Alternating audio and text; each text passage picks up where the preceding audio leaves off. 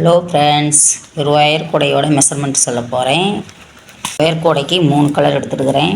3 கலரும் ஆரஞ்சு, மஞ்சள், பச்சை.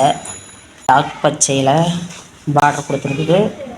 அப்படியே மஞ்சளும் ஆரஞ்சும் வச்சு சாதா நாட்டு போட்டு ஆரஞ்சில் 12 ஒயரும், மஞ்சளில் 8 ஒயரும் 12 எல்லாம் 20 கீழே சாதா போட்டு மேலே வந்து கிராஸ் பண்ணியிருக்கிறேன். பச்சை பார்டர் 4க்கு 4 கொடுத்து கிராஸ் பண்ணியிருக்கிறேன். இதில் வந்து ஒரே கலரில் வர இடத்துல பிஸ்கட் நாட் போட்டு கிராஸ் பண்ணியிருக்கிறேன். கிராஸ் பண்ணி போட்டிருக்கிறேன்.